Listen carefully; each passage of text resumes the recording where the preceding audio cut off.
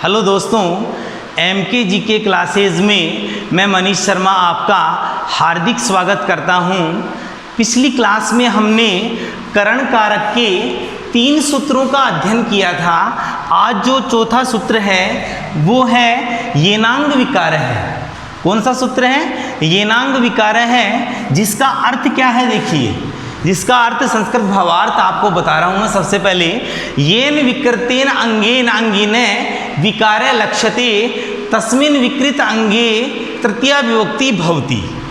मतलब स्थिति क्या है? यदि किसी भी व्यक्ति के शरीर का कोई भी अंग, किसी व्यक्ति के शरीर का, चाहे राम हो, चाहे श्याम हो, चाहे गणेश हो, किसी भी व्यक्ति के शरीर का कोई अंग दोषयुक्त दिखाई दे, उसमें कोई खराबी हो, तो उस विकृत अंग में या उस दोषयुक्त अंग में तृतीया विभक्ति का प्रयोग होगा। किस विभक्ति का प्रयोग होगा? तृतीया विभक्ति का प्रयोग होगा। मान लो राम नाम का व्यक्ति है, उसका जो है पैर खराब है, तो संपूर्ण राम नाम के व्यक्ति में तृतीय विभक्ति का प्रयोग नहीं होगा। उस पैर जो है, उस पैर में तृतीय विभक्ति का प्रयोग होगा।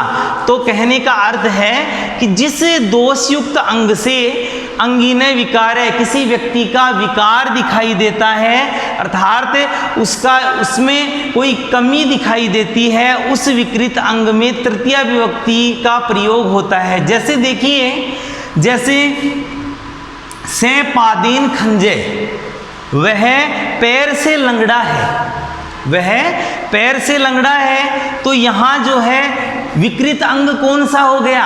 खराब अंग कौन सा हो गया? खराब अंग है पैर। तो इस शब्द पैर में जो है तृतीया विभक्ति का प्रयोग होगा, ना कि खंजे में। पूरे शरीर में तृतीया विभक्ति का प्रयोग नहीं होगा, केवल जो है पादेन यानी पैर में तृतीया विभक्ति का प्रयोग होगा। और कारण अगर पूछा जाए आपसे कि यहाँ तृतीया विभक्ति का प्रयोग तो हो गया, यहाँ तृतीय विभक्ति का प्रयोग तो हो गया, लेकिन जो है कारण क्या है? तो कारण आपने बतलाना है अंग विकार योगे, अंग विकार योगे। और अगर सूत्र पूछा जाए भाई किस सूत्र से यहाँ पादेन में तृतीय विभक्ति का प्रयोग हुआ है, तो सूत्र है येनांग विकार है। क्यों हुआ है? क्योंकि जो है उस व्यक्ति का शरीर का जो अंग है पैर, वो खराब था, इसलिए उस पादेन अर्थात उस पैर में तृतीय विभक्ति का प्रयोग हुआ। ठीक है, नेक्स्ट जो है उदाहरण देखिए, सह शीर्षा खलवाटे। सह शीर्षा खलवाटे का अर्थ क्या होगा? कि वह सिर से गंजा है, अर्थात उसके सिर के बाल नहीं है। तो मेन जो खराब अंग कौन सा हो गया? सिर। तो उस सिर में जो है तृतीय विभक्ति का प्रयोग होगा। कारण वही बतलाना है अंग विकार योगे का सूत्र क्या है? येनांग विकार है। ठीक है, तीसरा जो उदाहरण देखिए, राकेश कर्णाभ्याम बधिरे।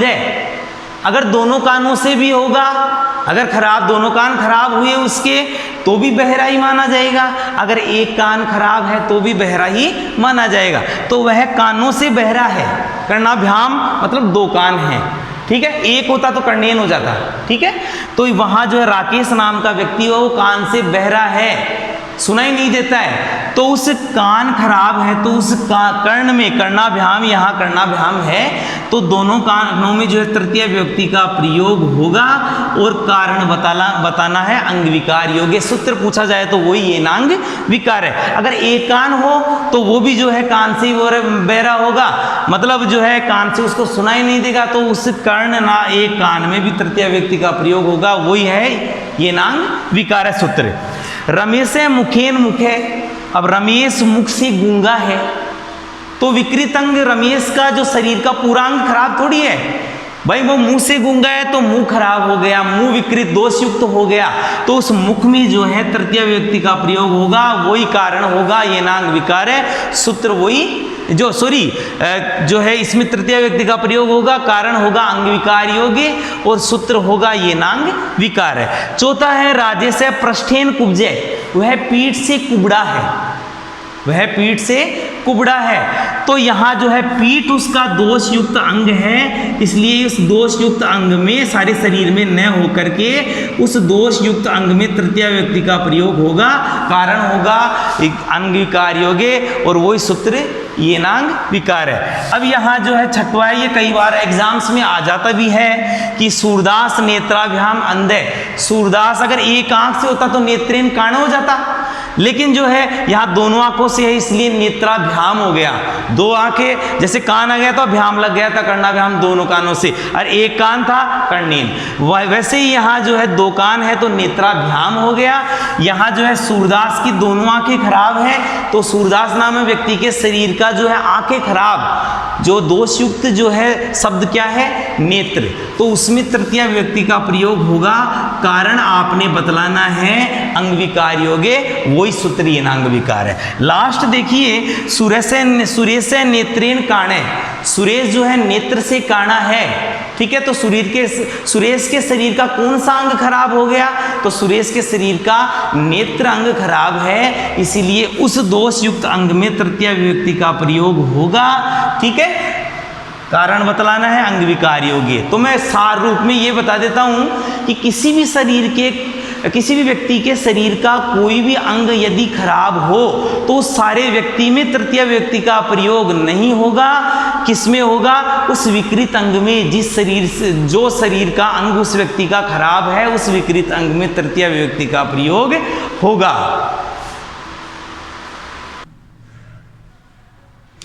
देखिए नेक्स्ट सूत्र जो है करण कारक तृतीय व्यक्ति का, जो नेक्स्ट सूत्र है वो है इत्थम भूत लक्षणे। क्या है सूत्र का नाम, इत्थम भूत लक्षणे, जिसका अर्थ क्या है कि इत्थम का अर्थ है इस प्रकार के लक्षणों वाला प्राणी, ठीक है। तो अर्थ क्या है इसका कि चिन्हवाची अथवा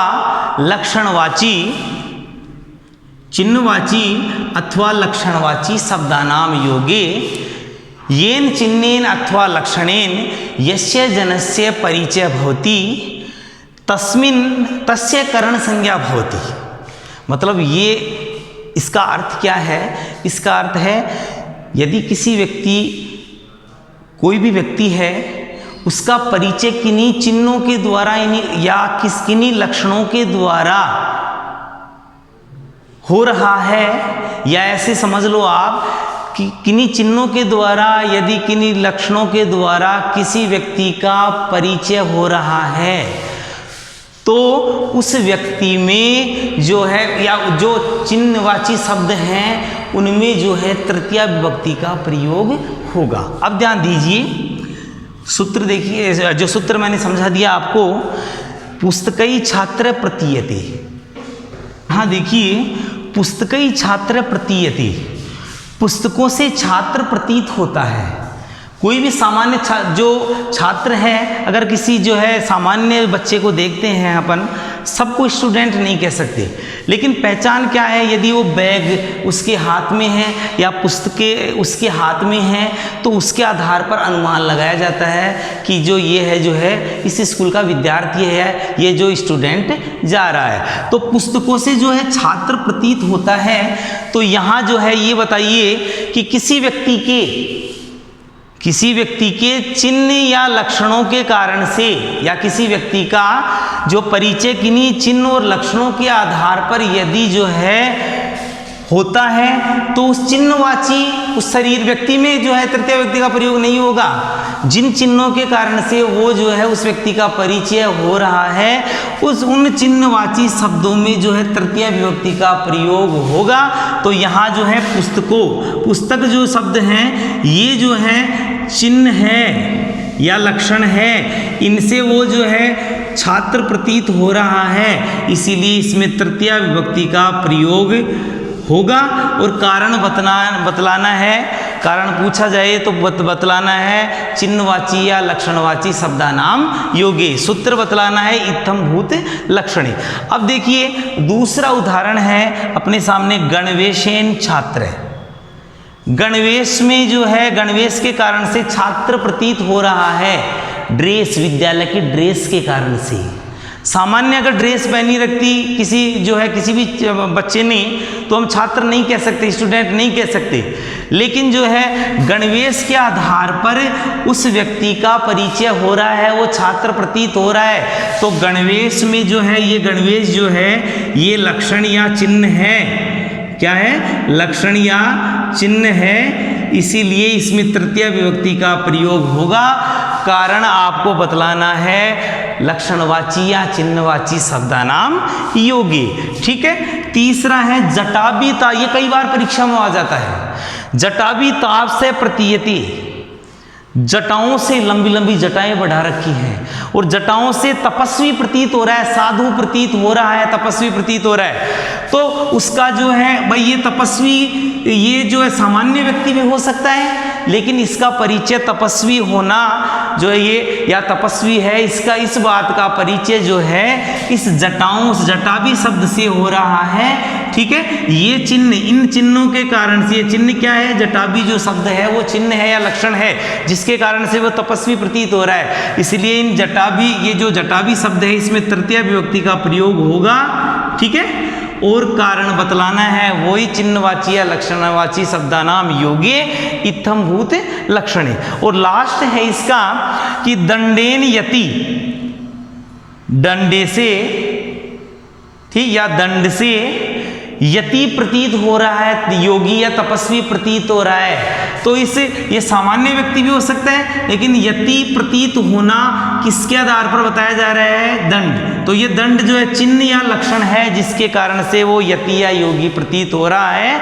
इसीलिए बता रहा हूं कि जो है मूल जो सार क्या है, इसका मूल सार क्या है कि यदि किसी व्यक्ति का परिचय, यदि किसी भी व्यक्ति का परिचय उसमें विद्यमान लक्षणों या चिन्हों के आधार पर होता है तो उन चिन्हवाची या लक्षणवाची शब्दानाम योगे तृतीय विभक्ति भवति। उनमें जो है चिन्हवाची और जो लक्षणवाची शब्द हैं उनमें तृतीय विभक्ति का प्रयोग होगा।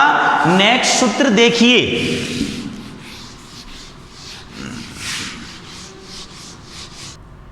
देखिए नेक्स्ट सूत्र देखिए, ये बहुत बार परीक्षाओं में आता है, अपवर्गीय तृतीया। अपवर्गीय, नेक्स्ट सूत्र जो है क्या नाम है, अपवर्गीय तृतीया। बहुत बार परीक्षा में आया हुआ है। अपवर्ग शब्द का अर्थ क्या है? अपवर्ग शब्द का अर्थ है फल प्राप्ति। संपूर्ण रूप से किसी कार्य को करने के बाद में हमें उसका परिणाम प्राप्त हो जाए या फल प्राप्ति हो जाए, वो कार्य हमने पूर्ण कर लिया। ठीक है। तो यहाँ अपवर्ग शब्द का अर्थ है फल प्राप्ति। अब अर्थ क्या है देखो, इसका भाव, संस्कृत भावार्थ क्या है, फल प्राप्ति भवने सति।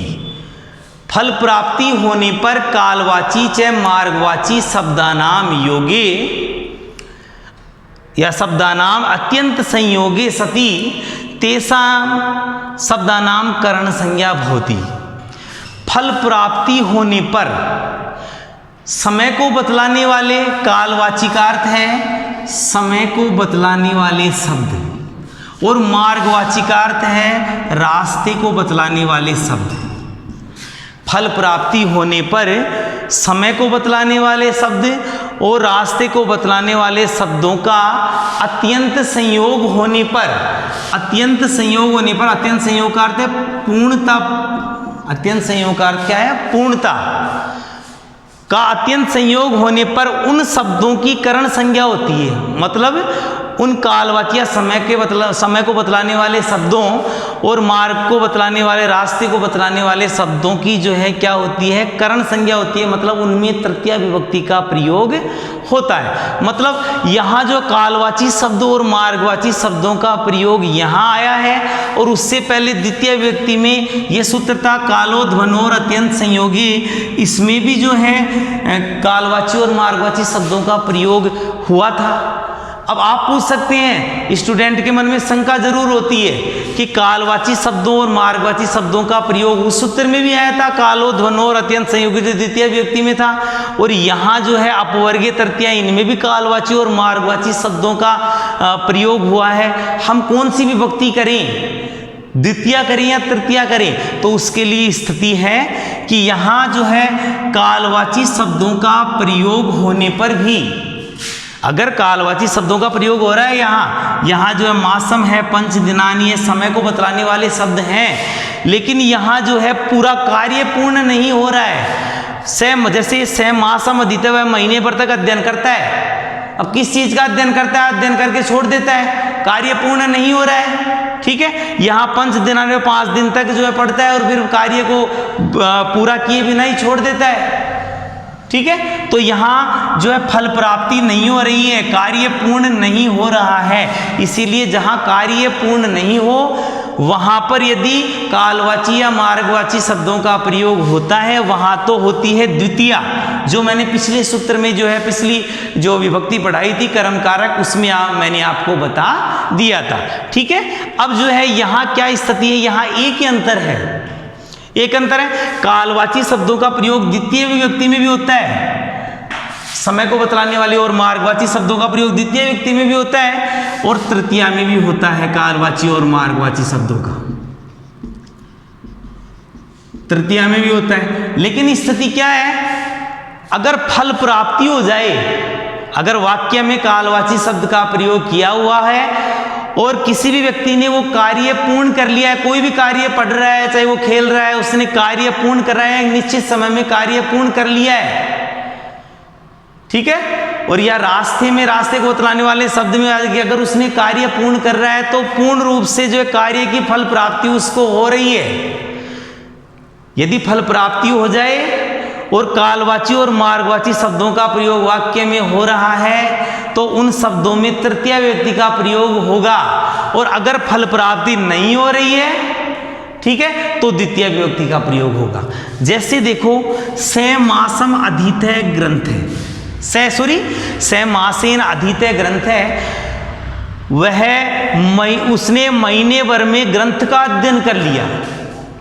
उसने महीने, एक कोई भी ग्रंथ मान लो, कोई भी पुस्तक मान लो, उसका अध्ययन कर लिया, यानी उसने पूरी पढ़ ली यानी पूर्ण रूप से उसने अपना कार्य कर लिया। ठीक है, तो यहाँ स मासेन महीने भर में ग्रंथ का अध्ययन कर लिया, तो यहाँ देखो एक तो स्थिति आई, अपवर्गीय शब्द आया। अपवर्ग क्या अर्थ? फल प्राप्ति, मतलब उसने वो कार्य पूर्ण कर लिया। पहली स्थिति तो ये फल प्राप्ति होनी चाहिए।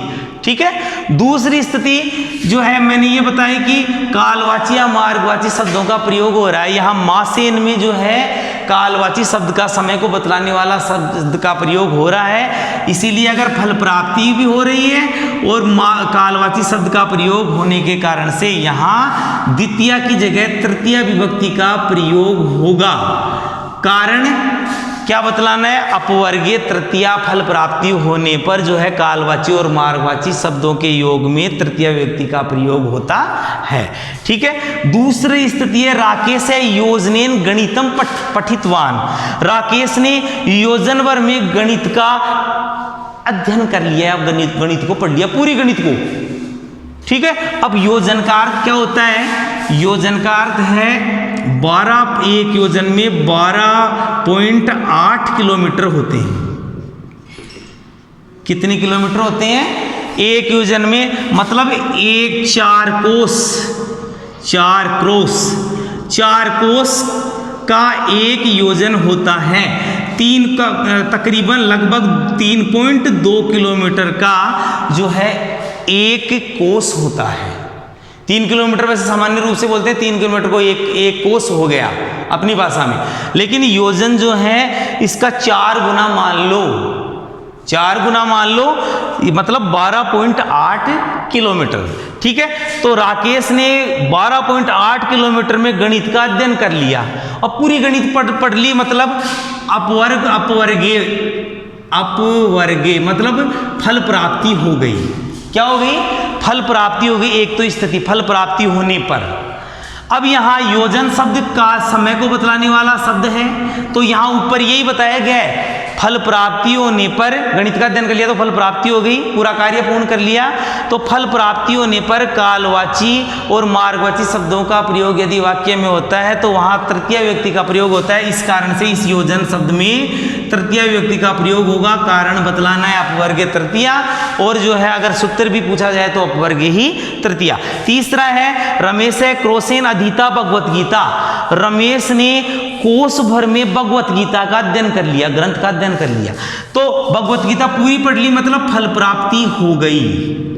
एक तो पहली स्थिति है फल प्राप्ति होने पर, पहली तो फल प्राप्ति हो, फिर दूसरी, अगर कालवाची या मार्गवाची शब्द आए तो यहाँ कालवाची तो है नहीं, यहाँ क्रॉस को अर्थ है 3 किलोमीटर के लगभग, 3.2 किलोमीटर के लगभग, ठीक है। तो यहाँ ये जो है रास्ते को बतलाने वाला शब्द है, इसीलिए मार्गवाची शब्द का प्रयोग होने के कारण से और फल प्राप्ति होने के कारण से इस क्रोसेन शब्द में तृतीया विभक्ति का प्रयोग होगा।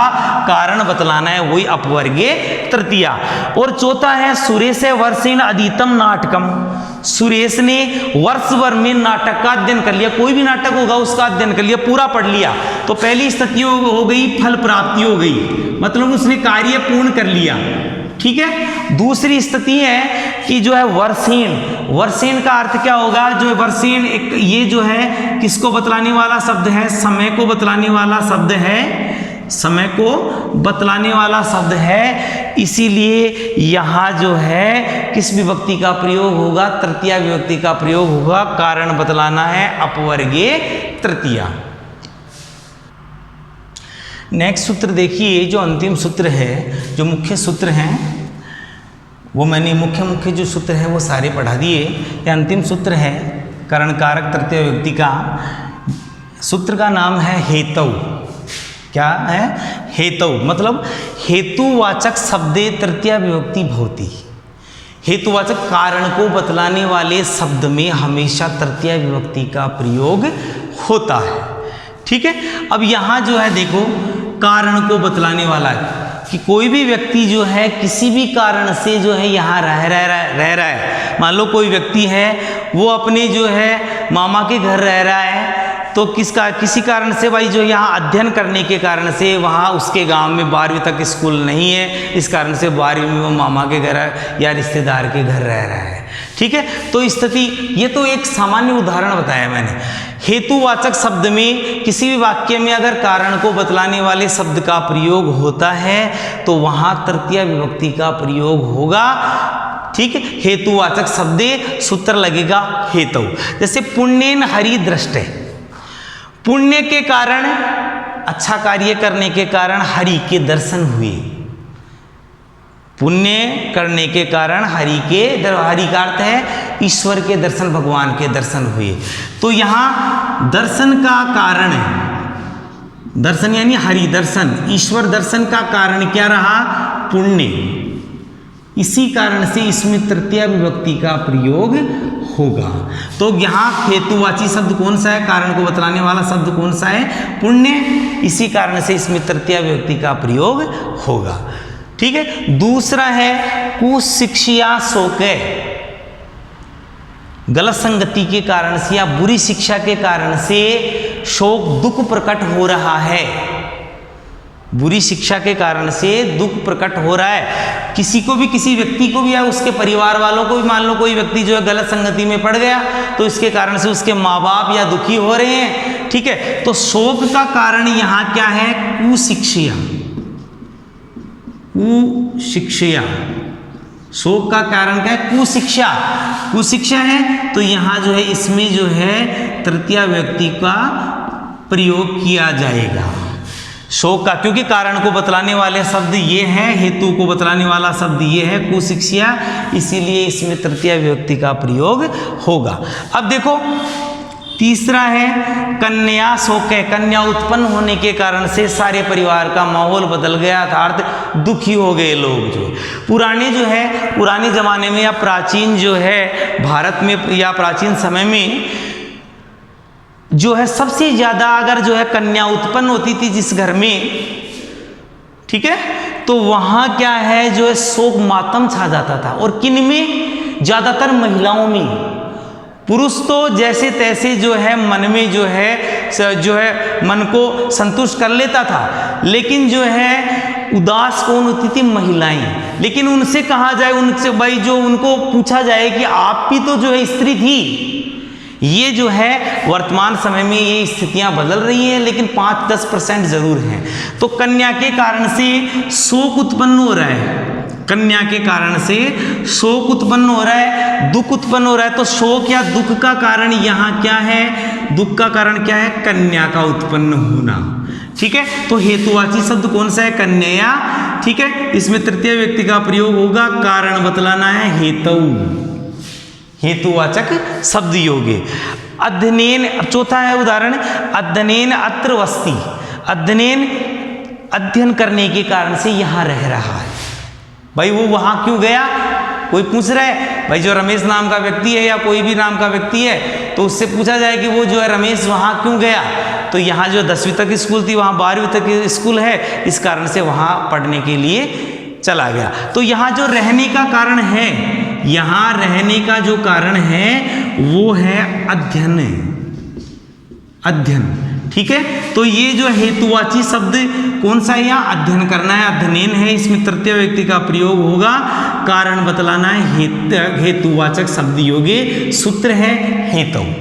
लास्ट है पुत्रेण हर्षे, पुत्रेण हर्षे, यहाँ जो है पुत्र के कारण हर्ष प्रसन्नता हो रही है। मैंने पहले बताया था जो है तीसरे उदाहरण में कि कन्या उत्पन्न होती थी तो जो है पहले क्या स्थिति होती थी कि जो है दुख उत्पन्न होता था परिवार वालों में कि कन्या हो गई, और जो है पुत्र उत्पन्न होता था तो जो लड्डू बढ़ते थे, पता नहीं जो है मोहल्ले में लड्डू बढ़ते थे, बहुत खुशियाँ छा जाती थी कि उनके जो है बेटा हुआ है। लेकिन ये अब जो है स्थितियाँ बदल चुकी हैं, ठीक है। जो पुरानी परंपराएं, अनुचित परंपराएं हैं या जो भी मानसिक सोच है, संकीर्ण सोच है, वो जो है कुछ हद तक बदल चुकी हैं, कुछ हद तक क्या जो है 95% के लगभग बदल चुकी हैं, ठीक है। तो लेकिन जो ये जो है वाक्य है इसके कारण मैं बता रहा हूँ आपको, पुत्रेण हर्षे, पुत्र के कारण से प्रसन्नता हो रही है। तो यहाँ प्रसन्नता का कारण, प्रसन्नता का कारण यहाँ जो है पुत्र है, ठीक है। तो हेतुवाचक शब्द ये है, कौन सा है, हेतुवाचक शब्द ये है, और इस कारण से इसमें जो है तृतीय व्यक्ति का प्रयोग होगा, कारण बतलाना हेतुवाचक शब्द योगे, और जो सूत्र करना है हेतु। मतलब इसका अर्थ क्या है, यदि किसी भी उदाहरण में हेतु कारण को बतलाने वाले शब्द का प्रयोग होता है तो उस हेतुवाचक शब्द में जो है तृतीय व्यक्ति का प्रयोग होता है। इससे आगे अगली जो नेक्स्ट जो क्लास होगी उसमें हम पढ़ेंगे संप्रदान कारक चतुर्थी विभक्ति का प्रयोग अत्यंत सरल विधि से पढ़ेंगे, ठीक है। तो यहाँ जो है, और उसके बाद में ये कारक प्रकरण अंत होने के बाद में हम जो है क्रम से जो है शिक्षण विधि, जो संस्कृत शिक्षण विधि है रीट में आती हैं, उनका धीरे धीरे अध्ययन करेंगे।